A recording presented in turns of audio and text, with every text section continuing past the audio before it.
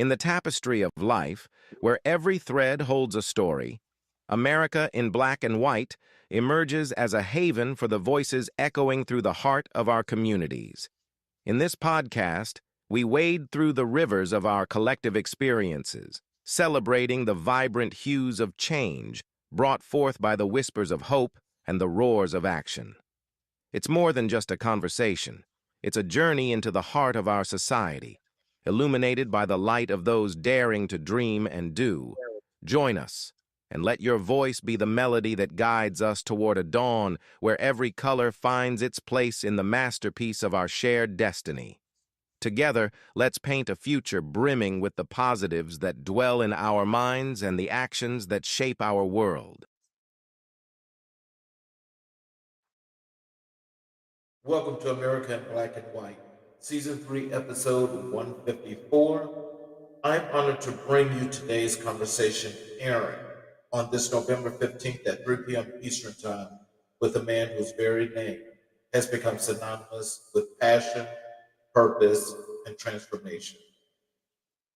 Darrell Andrews, widely known as America's Passion Coach, is a nationally celebrated speaker, author, and transformational leader. As president and chief passion officer um, and founder of Self Care Empowered, Coach D has spent more than 2 decades inspiring organizations and individuals across the globe. His dynamic keynotes, training sessions, and coaching programs focus on self care that leads to wellness, post pandemic leadership, teamwork, and core values integration, empowering people to thrive both personally and professionally. Coach D's impact extends far beyond the stage. A respected voice in workforce development, he has dedicated much of his career to uplifting underprivileged youth and adult job seekers through strategic partnerships with workforce boards, government agencies, educational institutions, and nonprofits. He has helped thousands uncover their gifts, build employability skills, and achieve sustainable career success. His expertise has also shaped corporate training and organizational consulting with major companies like Walmart, Verizon, and First Data turning to him for guidance.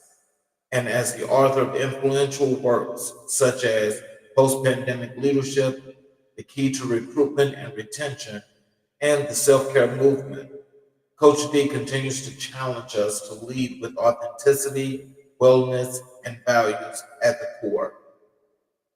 With over 1,000 keynote addresses delivered, countless appearances on television, radio, and podcasts, and a lifelong mission to inspire transformation, Darrell Andrews is more than a coach. He is a movement. And beyond all of this, he is a proud husband of 31 years and a devoted father to four remarkable children, living proof of the values he teaches and embodies. Today, we welcome Coach D to America in Black and White. Prepare to be inspired, challenged, and uplifted by the passion and purpose of America's Passion Coach. This is a conversation you don't want to miss. Ladies and gentlemen, Darrell Andrews. Man, I tell you something. That's probably one of the best introductions I ever had. Thank you for that. All right, definitely appreciate that. Yeah, I got a problem with my board here. Give me 1 second. it's okay, man. Take your time. Okay, there we go. All Uh, right. it's good to have you here. Yes, sir. Are there anything, Mhm. is there anything you'd like to say before we get started, get into the show? You know what, man? I think the thing I would want to start by saying is thank you for what you're doing. I realize as people, the strength of our communities, the strength of our businesses, and the strength of our lives is collective effort. It's not one individual dominating an entire universe. It's multiple people using their gifts, talents, and abilities to impact. So kudos to you for, I guess, the season 3, 154 of these shows. that shows your commitment to doing your part, which is critical to all of us being able to do our part. Because we're nothing but a collective puzzle, man, trying to come together to be able to impact our communities and beyond. So thank you for your work, man. And I'm honored to be here. Well, I'm honored to be here. I thank you for that. Mhm. Let's start with your workforce development and community impact. Yes. Um, can you tell us what first drew you to the field of workforce development? I love I love telling this story. um, I was born and raised in the city of Syracuse, New York. That's my hometown. My mom was raised by a single mom. For whatever reason, my mom and dad separated when I was a baby. I'm not here to, go into that story to any detail, but it left my mom as a single mom. And so we lived in a place called the Pioneer Homes Projects in Syracuse, New York, which was to this day, I think, the oldest project ever in the United States of America. And she had an eighth grade education, and so did the majority of the people in my family. Most folks dropped out in the eighth grade, but something happened way back then that changed our life forever, Charles. And that is there was this workforce development program that came into our community and started telling people, hey, we can help you advance your life, go back to school, get your degrees and diplomas, and start getting on the path to self-sufficiency. Well, most of the folks didn't take it seriously. My mom did. And she got engaged with a workforce development program that taught her skills around being an administrative assistant and secretarial skills and things like that. But most importantly, they helped her go back and get her GED. So she was the first person in my family to graduate, which was exciting. And I got to throw a little humor in here, man. I jokingly tell people that my mama she was the class valedictorian, and she gave her class valedictorian speech in a full length leather suit, Charles, full length. And as a little boy, I looked up her on stage and said, "Mama, girl, you sure look hot up there." She said, "I know, baby." I said, "No, not hot like that. It's June, and you got to let us suit on."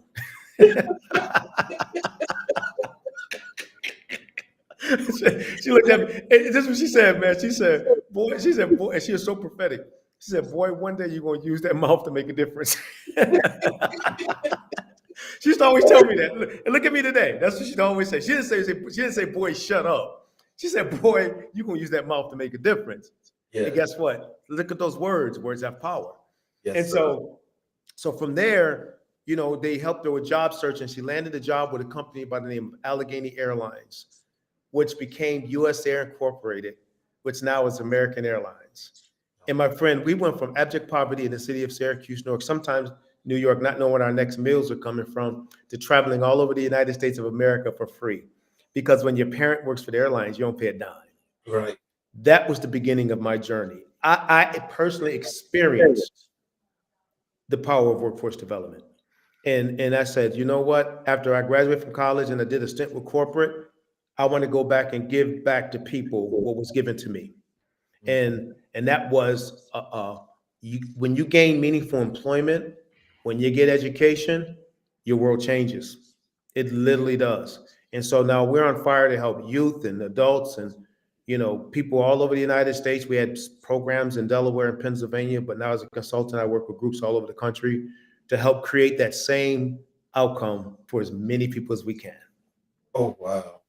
Mhm. That's truly a powerful story. I mean, so with your mother doing that, what was that impact for you? Well, what it did for me uh, I'm is sorry. that's okay. We good now? Think I'm good? Yes. Okay. So what it did for me was it painted a picture of the possibilities. And I want everybody out there to hear this because it's important, especially we parents that are out there. All we're doing is painting a picture for our children of the possibilities. And we have the opportunity to decide what that picture is going to look like. And so when my mom did that, it showed me a couple of things. One, that work can change your life, and two, education can change your life. And so I decided to take a step further. I went to college, and there's a whole story behind that entitled Five Garbage Bags in a Dream and Chicken Soup for the African American Soul. That's a whole nother story. But as a result of that, I became the first person in my family to graduate from college. Oh, You know what I mean? And my brother graduated. Now I'm a father with four children. Two are college graduates. One's an honor student at the University of Central Florida, and one's an honor student in ninth grade. This is now normal for us. So that what she did was normalize the process of progressing a family through education and work, which is now instilled in my heart, in my mind, and my soul. And I'm blessed to marry a beautiful woman who thinks the same way. And so now we're creating something in our family that was built on that foundation. oh wow. Mhm. So, how do you define purpose-driven clear career coaching? You know what? I really believe this with all my heart, man. I believe that we were all born with something inside of us to contribute. The greatest challenge is, as my mentor, Dr. Miles Monroe would say, the greatest challenge is identifying it. You know what I mean? And identifying what gift do I have inside of me that I can use to impact not necessarily the entire world, but the world in which I live. You know what I mean? Now, some people will have worldwide impact, truly, but some people can impact their community or impact their school or impact, I always say, I like to say it like this: their sphere of influence. So, purpose, as my mentor would define it, is like, and when you talk about passion, is the original tension of a thing. Now, I joked a few moments ago about my mom saying, "Boy, one day you're gonna use that mouth to make a difference."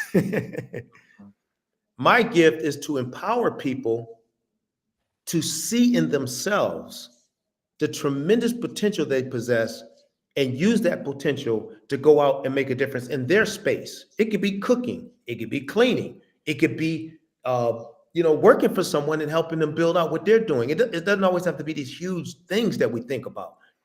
But what's that gift? So when I look about passion and purpose careers, I'm not saying that we're gonna go off on some flighty dream. I'm saying we're gonna go after what we're naturally wired to do.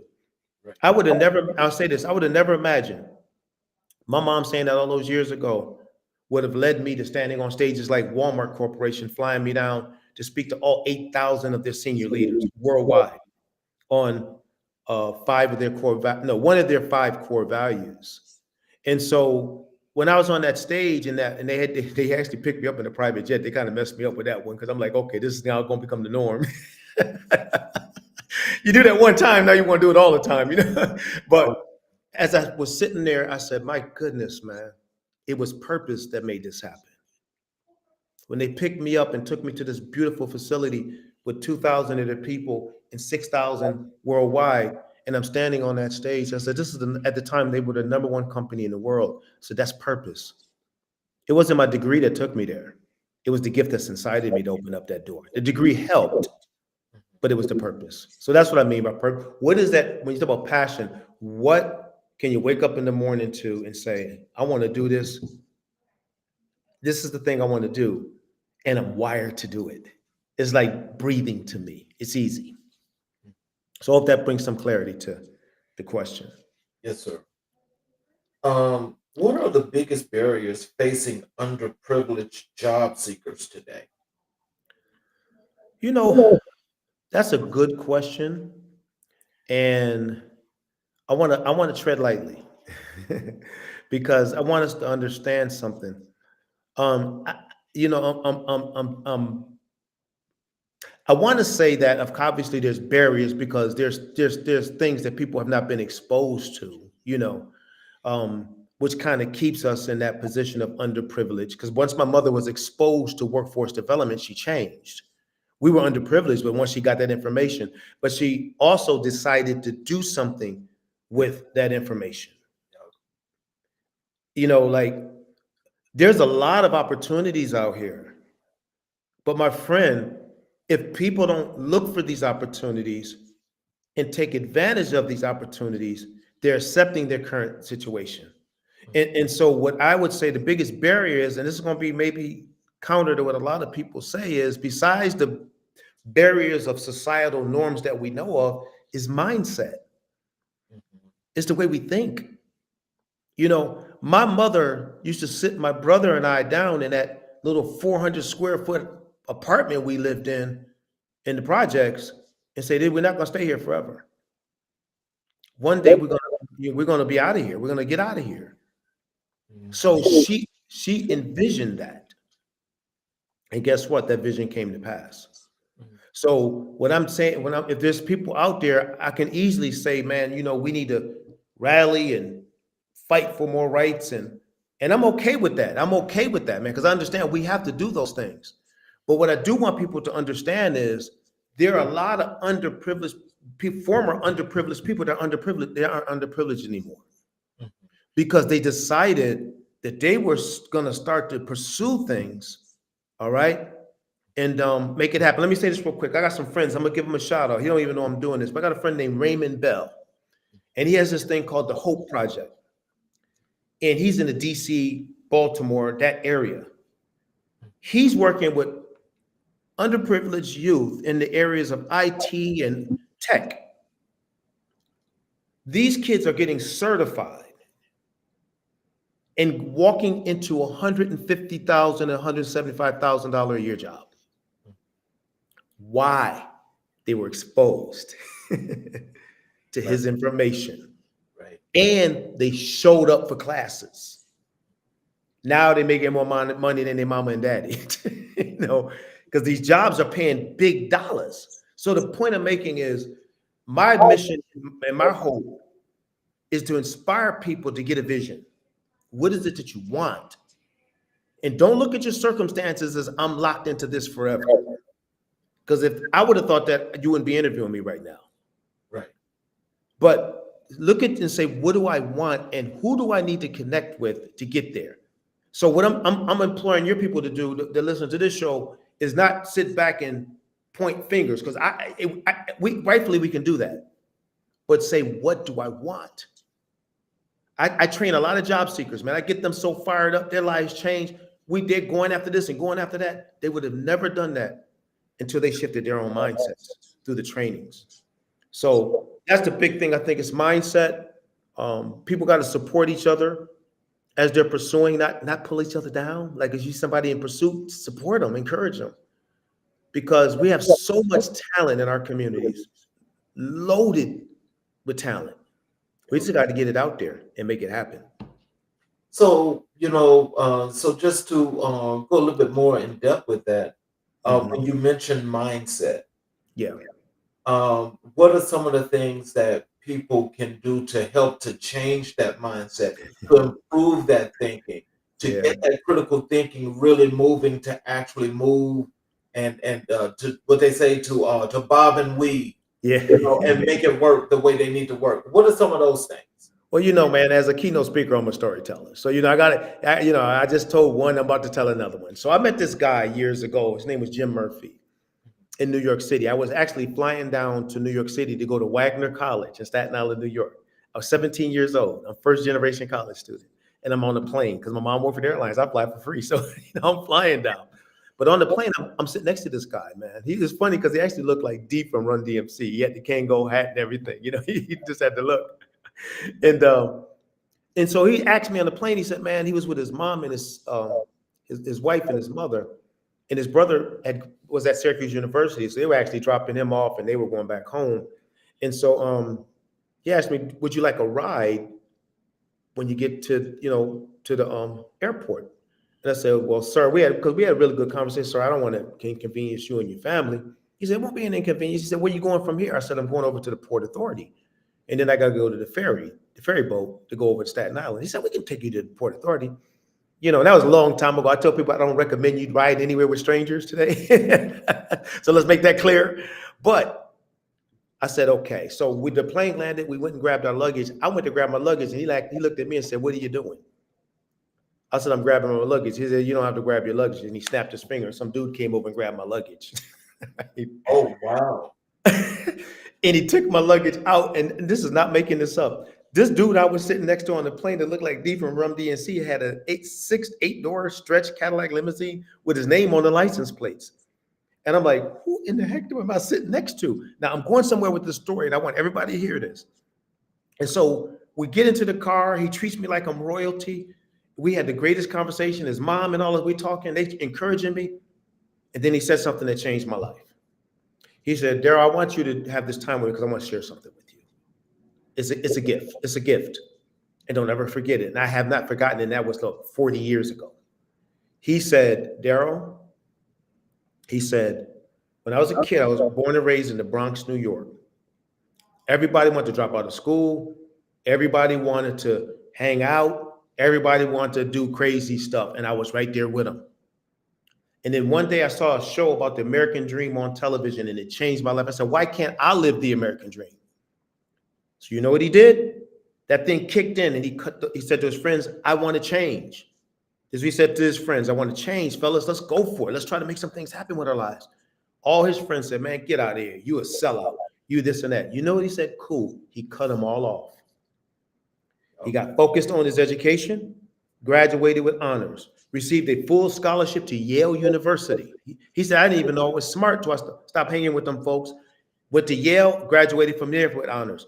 Ended up getting a job on Wall Street, did that for 3 years, and started his own accounting firm. And then start buying real estate in Manhattan. This is what he told me. He said, Darrell, I'm sharing this off with you, not to brag, man, because I don't have to brag. That I don't even have to do it. He said, but Darrell, don't ever forget this. And I don't want your audience to forget what I'm about to say. Show me your friends, and I will show you your future. Oh, wow.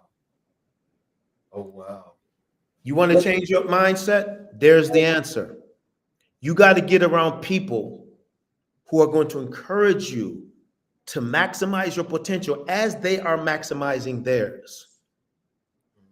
So you don't even have to be at the top. You guys are just going to collectively lift each other to the top. Let me say this. My mother, when she landed that job, her best friend went after the same thing and landed the job too. So just two of them, that's all it was, lifted each other out of that pioneer homes into a whole nother space. My friends, a lot of us aren't advancing because of who we hang around. Mm-hmm. And our mindset remains the same because we keep going through this vicious cycle, a loop in our thinking because of what people are saying. And so we got to make adjustments and start associating with people via mentorship, via new friendships, via getting out there and using our gifts in certain ways to help us shift the way we're thinking. I'll say this and I'll be done. There's a good book I recommend. It's called Mindset by Dr. Carol Dweck. In that book, she talks about two things: growth mindset and fixed mindset. And here's what she says. Growth mindset people, sky's the limit, man. Nothing's going to stop them from maximizing their potential. Fixed mindset, blame everything. Is this, is that, I'm here because of this, it's never going to change. And guess what? They stay stuck. So I'm going to digress. There's my answer to your question. Wow. Now, that's impactful. And I hope that not just myself, but those that are listening actually get that understanding, because as you say that, I will say that there's a lot to that. Mm-hmm. Because, I think when you start to, when you need to do the cutoff, mm-hmm. When you do the cutoff, it seems like you get lighter because you start floating. And so, yep. I mean, that's it may be a metaphor in a lot of ways, but it means a whole lot. That is very purposeful, what you just said. Absolutely. I agree with you 100%, my friend. Mm-hmm. How do you help individuals uncover their gifts and talents? Yeah. You know that the thing about it is we all have our own unique thing, But let me back up, and I'm gonna answer that question, but I want to talk about empowerment for a moment. So I have a pretty unique definition of empowerment, and I think I kind of alluded to it in the beginning. Empowerment. Some of my consultants friends have stolen this, act like it's theirs. I said, don't be stealing my stuff. If you do, at least give me credit for it, right? But I said empowerment is taking what's inside of you that you see in a person.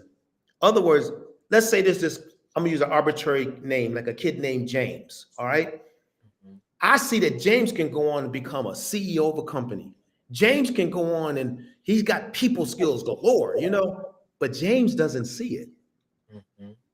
So empowerment is taking what you see in a person and getting them to believe it, Mm-hmm. getting them to own it. So when we coach people, you know what I mean, on purpose, or I coach different people, leadership development, leadership coaching, organizational culture, people who want to even do what I do, because people want to consult and speak and train. All I'm looking for is to try to pull out of them, all right, get them to see the potential, own it, and then say, what's the strategy to move it forward? Now, as far as the specific passions and purpose, there's assessments we use and all that. I'm not going to go into all of that, but I have a couple of what I call the passion pathways that I love to talk about. I'm only going to mention a few. Number one is what I call lifetime infatuation. Charles, it's basically you wake up in the morning and it's right there with you. Okay. Some people, yeah, go ahead. Mm-hmm. So, no, I'm ready to hear a little bit more about that lifetime infatuation, because I think I'm loving where you may be going with that. Listen, lifetime infatuation. Let me give you an example. When Oprah was, they interviewed, I think it was Oprah's mom or somebody like that years ago. And they said, what is it about Oprah? They said, and she said, and the response was, that girl been communicating this kind of stuff all her life. It's like when she was 2, she was doing this kind of stuff. 3, 4, 5, she's always been this way. So, what we see today and what we're all impressed with is just who she is. Wow. Nobody had to expose her to it. Nobody had to, hey, you think you should be a talk show host. It was just in her DNA. Rachel Ray, the cook, her parents said when she was 2 and 3 years old, all her little siblings out there playing, she would grab a stool, go to the kitchen, and step up to look what's in the pots. Wow. Okay. And you know what I'm saying? Like, these are yeah. Nobody said, why were her other family members not interested? But she was. Right. I have a cousin named Troy. Man, we out there, we playing hoops and athleting up and trying to be the best athlete in town. Troy over there hanging with the mechanics at the shop. He's 12 years old, 11 years old. He over there, the mechanic. He's looking at engines. He's looking at car parts. I had no interest at all in any of that. And dude, like hanging out there, you see him, he all greased up, hands all oiled up. Before you know it, he's getting paid a couple $100,000 per car to build cars for people. Wow. You see where I'm going with this? Yeah, that's what's up. Then nobody told him to do that. Right. He was wired for it. So I'm saying to your audience, all of us got this stuff we're wired for. And we're wasting it because nobody has exposed us to the fact you can do something with it. Now, the stories I'm telling you, they figured it out. Mm-hmm. Oprah figured it out. And she said, oh, okay, this is what I'm going to do. Talk show host. Wasn't working in Baltimore. Let me go to Chicago. And the rest is history. The rest is history. Yes, so that's just one. One other one, real quick. This is gonna be interesting because people don't understand what I mean by this, but it's frustration. All right. And people are like, how do you find your purpose and passion being frustrated? I said, it's easy. It's something that you want to fix. I want to fix the problems in my community. Right. I want to fix the way people manage their finances. I want to fix kids doing drugs. I want to fix what's going on with these families' issues. I want to fix broken marriages. I want to fix government. And I'm passionate about it. That's another pathway. Yeah, stuff that gets under you, that shit, I wish I could just do something in that space. Some of us don't even have that interest. You do. You see, wow. So I love having people uncover, man, because there's some more to this. But those are just a few techniques we look at and analyze. to help people get on that course, man. Because if we're gonna spend our dash, let's spend our dash doing something that makes a difference. So with these individuals, I mean, so is it like just the conversation that Mhm. you're having to help them to get the light bulb to come on, or is it just things in general that you put out there to see what they actually gravitate to? No, so it varies on how we do it. Like sometimes we're doing seminars, you know what I mean, with a group of people, like bunch of people. So we're just like you said, we're just educating, and Mhm. we're giving them, and everything is strategy. It's all strategy, and I'll tell you why in just a moment. So that we're educating. Now, when we're coaching an individual, they're going through literally going through assessments. There's some individual coaching that's going on. We have assignments that they have to do. They got to literally put these. They got to go to work. You know, I'm like, okay, we're gonna work on this for the next 2 or 3 months. These are things you got to do because we got to get people to thinking and working with this stuff, man. Because if you just talk about it, it's just a good idea in your head. You gotta put some stuff in action. So this it's more hands-on when we coaching folks. But I was gonna say about the one part with strategy. So motivation. People out there who've heard this term before, we don't really understand what it is. People think it's a motivational speaker, like Les Brown and all of that. In some truth, yeah, Eric Thomas and ET and all those people out here doing their thing. Yes, I agree. But what they don't understand is this: there's two words woven into motivation: motive and action. Ooh, okay. Begin again. A motive, listen, Charles, I'm telling you, man, folks, this is gonna be the folks gonna get a lot out of this pot. They've been listening to this thing, man. It's just it's transformative. A motive is an inner state that's driven by a goal. Mm, A motive is an inner state that's driven by a goal. Master P used to sell tapes out of his trunk. And then he said, but I'm gonna have $100 million business one day. Motive, inner state. But here's the part that people don't get, and you don't hear a lot on stages. You got the Asian part, and that's action. See, I can feel good about stuff. Oh, this is the greatest speech I ever heard in my life. Oh my Lord. And then a week later, I'm back to my old habits. right. The action connected to the motive, the goal, is how people achieve things that we all dream of achieving. Mm, You gotta realize being fired up is temporary. Being intentional gets you to where you're gonna get to. oh, wow. You ain't gonna get there just being fired up. That's amazing. If that's the case, every Sunday we're gonna be fired up going to church, and then we're gonna go back home. And next Sunday we're gonna get fired up at church. Listen, man, we gotta do something with this stuff. And so, Coach, I want people to know who's listening to this show here. I'm not just a motivator, man. I'm a strategist. You know what I mean? And I'll give you one quote, and I'll let you jump back into the questions. You don't rise to the level of your goals; you fall to the level of your systems. Oh. Oh, You got that one? oh, yes, sir. Yes, sir. Now, You you know, Mhm. I'm gonna tell you that. See, that was I really love that. Can Yeah, you give us yeah. a little detail into falling to that action? Come on, man. Listen, I tell you, people, listen, their life's gonna be changed today. See, I'm not here just some dude getting you hyped up. I'm talking about structure and systems. Right. So here we go to another story. I'm gonna explain that quote. So I love listening to people like, one time I was listening to Venus Williams, okay, Williams sister. And they were asking her, man, how are you so successful and your friends and your sister and just, because when you succeed, everybody want to know. Oh, she said it's simple.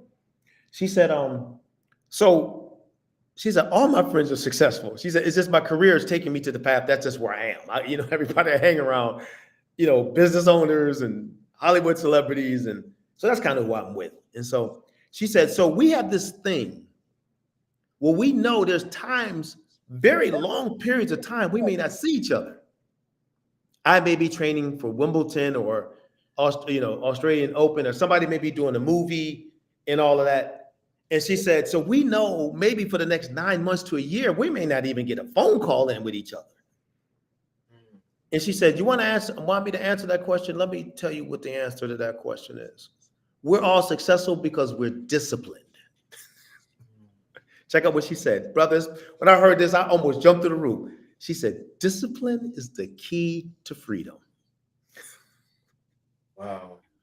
That is more than just powerful. That's real, real, real. And see, a lot of us don't have that discipline.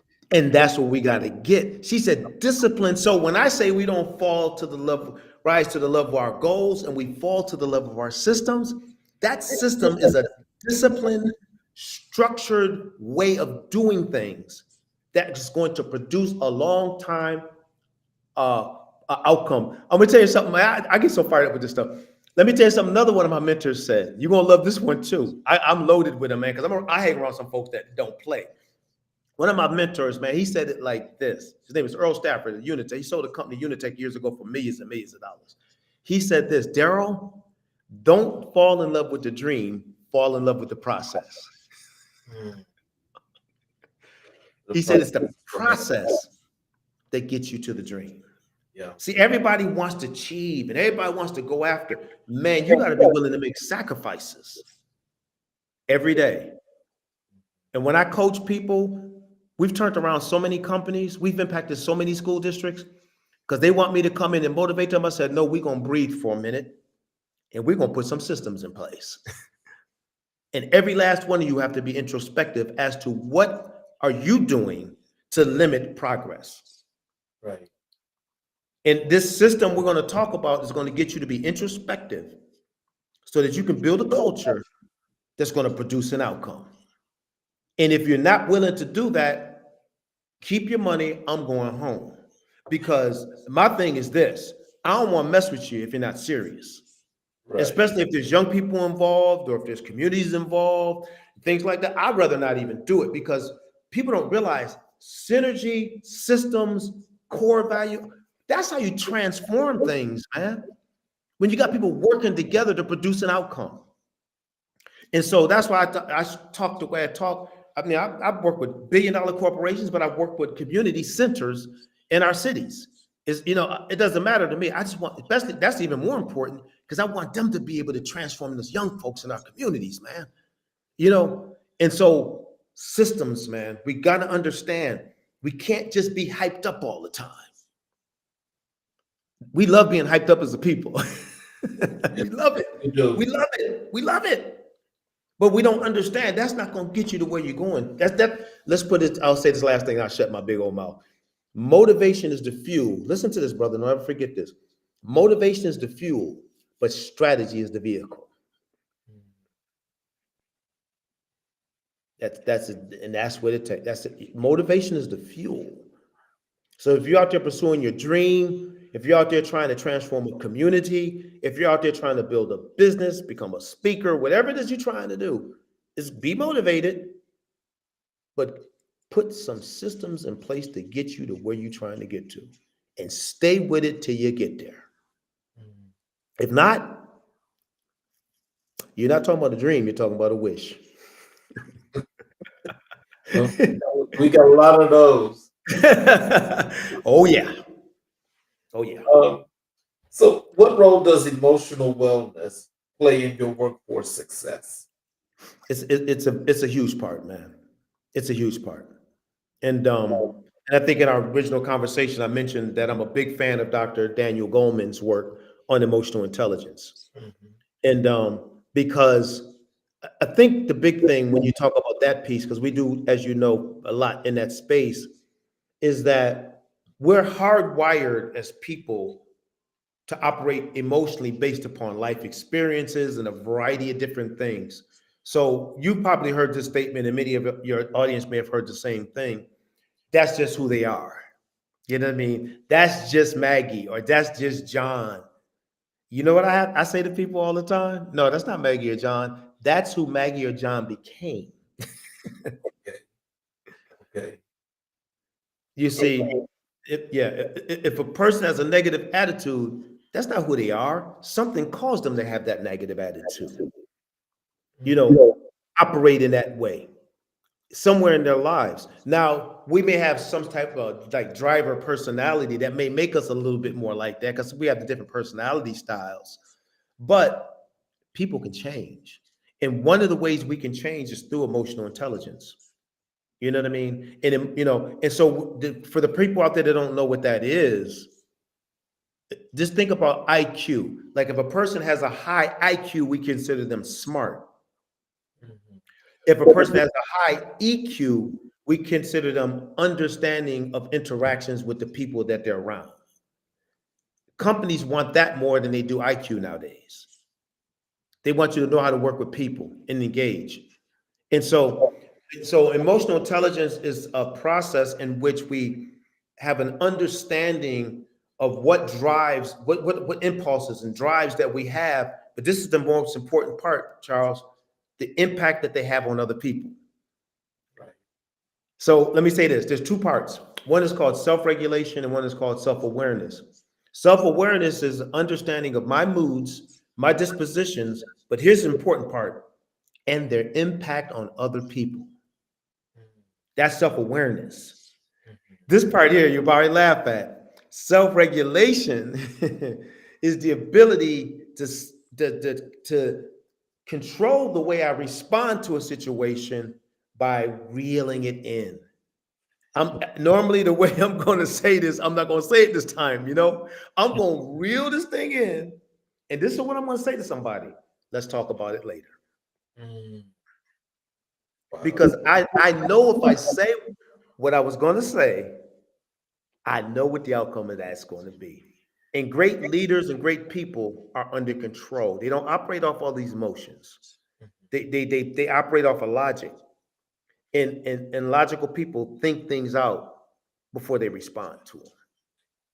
Hope you So folks hope you folks get that message. yeah, Mhm. so let me just ask you just one other question before I move on to another part of this. But I really want to. I got to follow up on this. When you said the people that's got the negativity that's going Mhm. on, and what could I mean, like, in knowing that they may have something that may have forced that, but it Yeah. seems like a lot of people are carrying around that negativity all the time.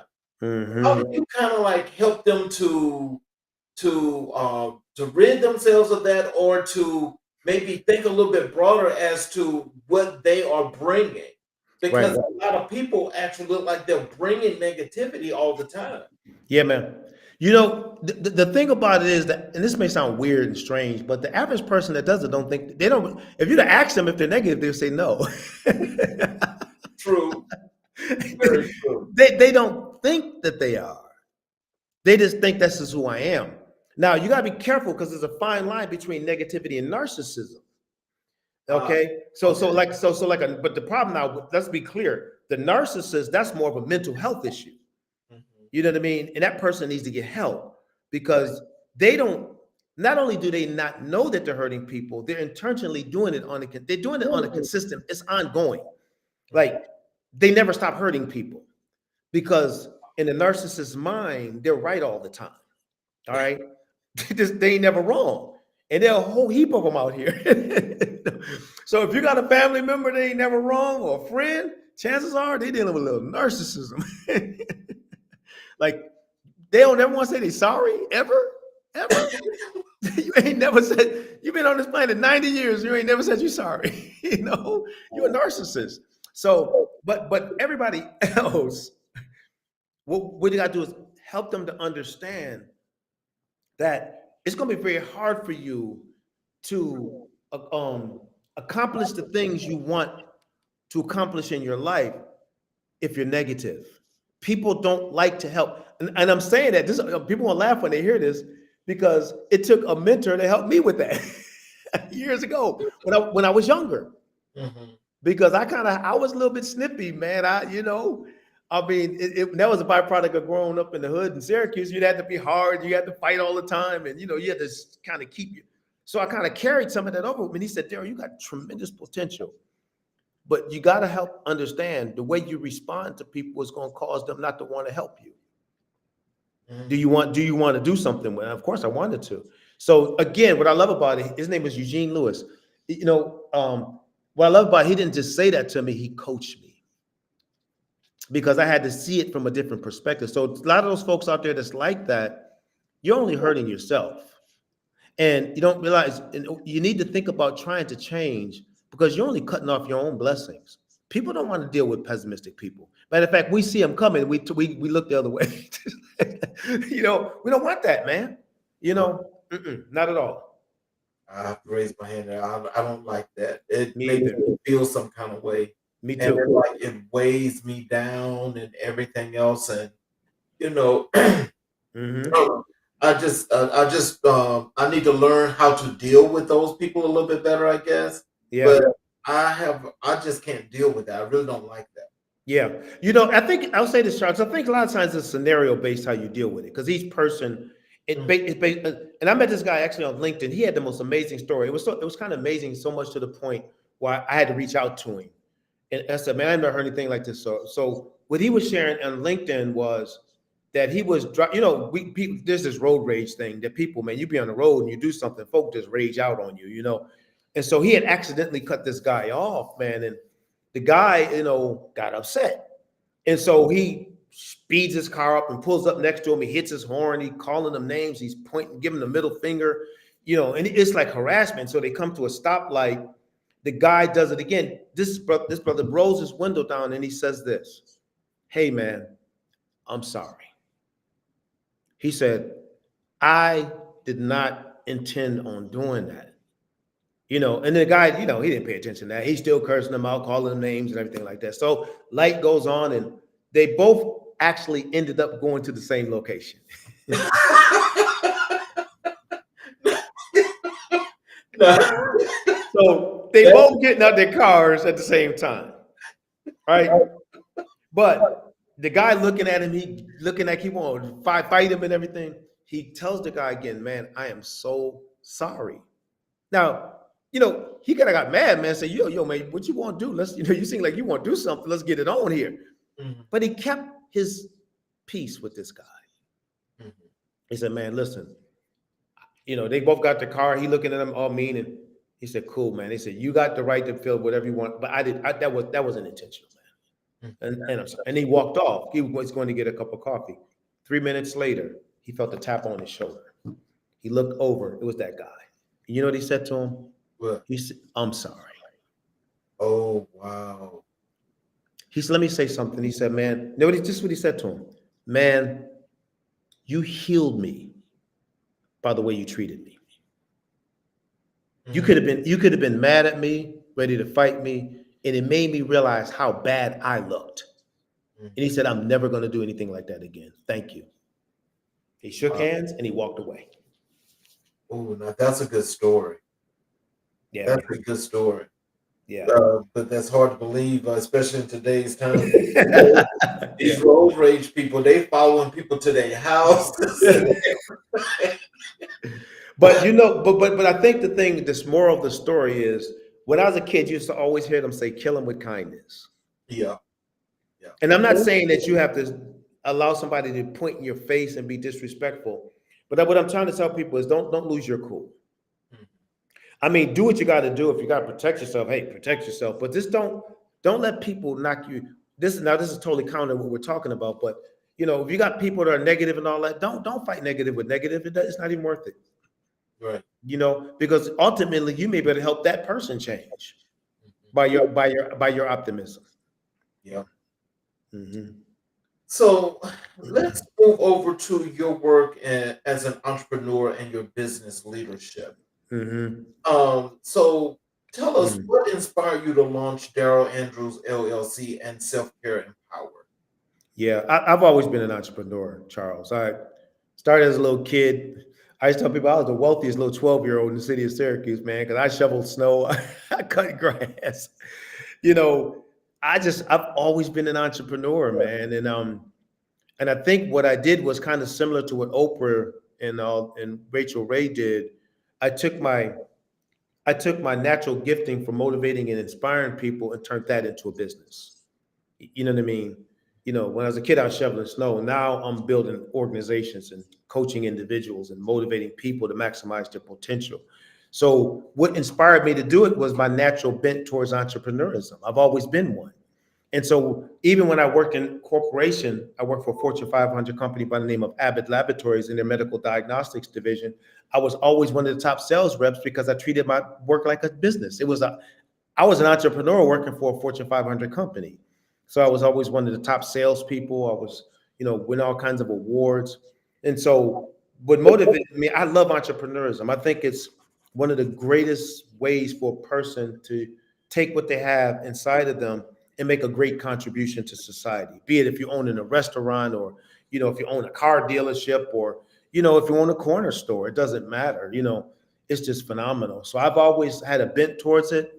And so what I do now, I tell people all the time, I sometimes, man, I can't, it's just unbelievable, man, that folks will bring us in to do the things that we do at state levels, corporate level, schools, school districts, organizations, colleges, campuses. I'm in awe of it, man. And I'm just grateful that as a, small minority owned firm that we get the chance to do the things that we do. And I got a small team of consultants and people that work with me on various projects. But I love this work. Now, the self-care movement was a byproduct of the pandemic because, man, the COVID did a number on people, man. Right now we have a 20% clinically diagnosed depression rate in the United States across the board. With millennials, it's 35%. The suicide rate in our country is astronomical right now, man. I mean, look at that Dallas Cowboy young man, that multi-million-dollar contract 2 weeks ago just took his own life, man. Yep. It's crazy. So I felt like the pandemic we were traumatized, and it caused people to become weak in their, weak in like not just weak in general, but just mentally, all kinds of different things in our thinking. And so I said, let's start talking about self-care, because one way to combat that is self-care. I'll say this with a little smile on my face. I moved to Florida 4 years ago, and people are like, why you moved to Florida? I said, because they have beaches. You know what? I grew up on the Gulf Coast there in Alabama. Yeah. And the thing is, when I was up in the DMV, I was very happy because the water was there and I could get to it. Yeah. Being here in Atlanta, Yeah. not that case. Yeah, that more. Yeah. 5 hours to go see the water. Oh, no, man. The ocean is my happy place. I was just in Daytona Beach for 2 days. I literally go up there and work, and then I go out to the ocean. So what I'm saying is, I have made self-care a priority. And what we train and coach people on, and that's another part of our business within organizational settings, is to create what we call a self-care DNA. Employees need to really be, it's really crazy. People always talk about customer care, but I tell my customers is, I said, self-care should be just as important as customer care, because you want your people healthy. You know what I mean? And so we train them and we coach them. We put systems into companies and organizations. And it's exciting to see, because they actually work together, to help each other and put these systems. But I practice what I preach. I live self-care, man.